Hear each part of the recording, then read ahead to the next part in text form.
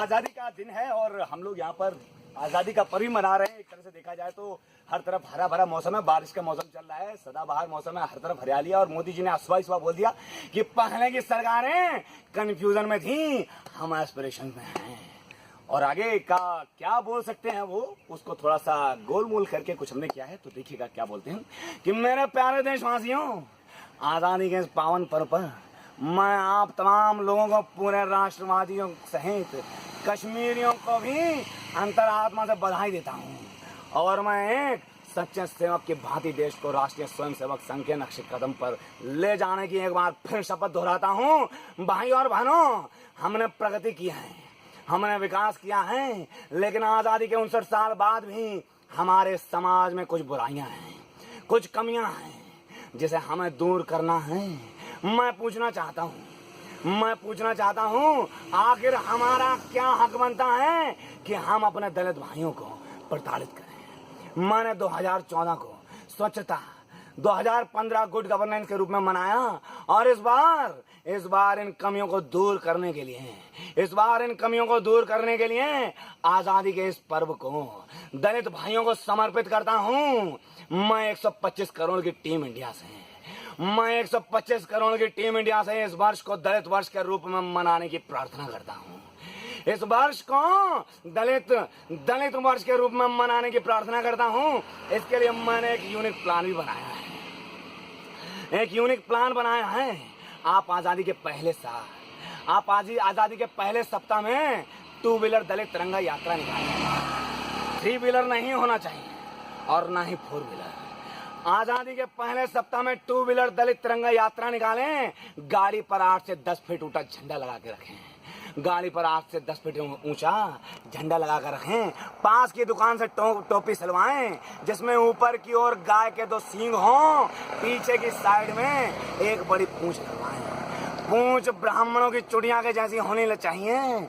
अब ये टोपी को लेकर अपने अपने इलाकों में जाएं, जहां पर दलित भाइयों पर अत्याचार हुआ, दलित बहनों का बलात्कार हुआ है। सारे पीड़ित लोगों को मिलकर गाय के सींग वाली टोपी पहनाइए और ब्राह्मण की चुटिया जैसी पूंछ के दिखने वाली टोपी पहनाइए। सबको राहत मिलेगी और मेरे दलित भाइयों के सारे दुख दर्द दूर हो जाएंगे। भाई और बहनों, देश सवर्ण क्रांति चाहता है, देश सफल क्रांति चाहता है। लेकिन कुछ एंटी नेशनल लोग, कुछ देशद्रोही लोग उसे नीली और पिंक रेवोल्यूशन में बदल देना चाहते हैं, उसे पिंक रेवोल्यूशन की ओर धकेल देना चाहते हैं। पिंक रेवोल्यूशन के नाम पर उन्हें गौ माता का खून चाहिए, हार्ड मास चाहिए। मुझे शर्म आती है इन लोगों को देखकर मेरा माथा शर्म से झुक जाता है। अरे जिंदा गौ माता को छोड़िए, ये लोग मरी गौ माता तक की खाल उतार लेना, ये लोग मरी हुई माता तक की चमड़ी उतार लेना चाहते हैं। ये हैवान मरी हुई माता का मांस निचोड़ लेते हैं। मैं आपसे आग्रह करता हूँ कि पिंक रेवोल्यूशन का मतलब समझिए। आपने गाय का मटन देखा होगा, आपने ऊना की तरह जगह जगह पड़ी मरी गायों को देखा होगा, पर मैंने कटते हुए गाय को देखा है, छुआ है, काटा। पिंक रेवोल्यूशन, उसका खून बिल्कुल भगवा गुलाबी होता है, पिंक होता है, और गुजरात के दंगे में मारे हुए लोगों के खून से एकदम अलग होता है। भक्तों, अब मैं आपसे कुछ कहना चाहता हूँ। मैं अपने भक्तों से कहना चाहता हूँ, हर व्यापार का नियम होता है। आपको पता होना चाहिए कि कब दलित को काटना है और कब गाय को काटना है। यह बात सही है कि गाय हमारा इमोशनल मामला है, लेकिन आपको यह नहीं पता है कि इमोशन कहाँ लानी है, कहाँ नहीं लानी है। भाइयों और बहनों, इमोशन मैं भी लाता हूँ, और ये कला मैं ईरानी जी से और भी बेहतर तरह से सीख चुका हूँ। आखिर मैं भी रोहित वेमुला की हत्या के बाद घड़ियालू आंसू रोया हूँ। मैंने भी उसे भारत माता का सच्चा लाल बोला है।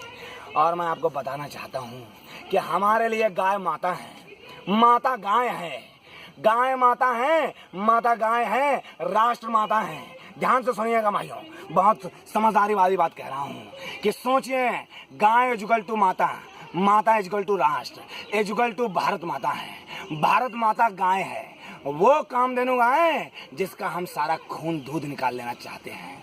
आप सभी से अनुरोध है कि आप गुजरात जाइए, ऊना जाइए, स्वच्छ भारत अभियान आपको पता ही होगा, आपको पता होगा अच्छी तरह से। लोग मुझसे आज पूछते हैं कि मोदी जी आपके उस स्वच्छ भारत अभियान का क्या हुआ, वो कहाँ पहुंचा। मैं उनको जवाब देना चाहता हूँ कि स्वच्छ भारत अभियान अपने अंतिम पड़ाव में ऊना पहुंचा, वहाँ जहाँ उसे पहुंचना था, वहाँ जहाँ कलेक्टर के घर के सामने मरी हुई गाय पड़ी हुई। ऊना की धरती से डॉक्टर अम्बेडकर के नाम से ये शपथ लेते हैं, आज के बाद जीवन में कभी कबर में उतरेंगे नहीं, मैना उठाएंगे नहीं, और मरे हुए पशु के निकाल का काम भी करेंगे नहीं। और उसकी बजाय सरकार के सामने मांग रखेंगे पूरे गुजरात के हर एक गरीब परिवार को 5-5 एकड़ जमीनों का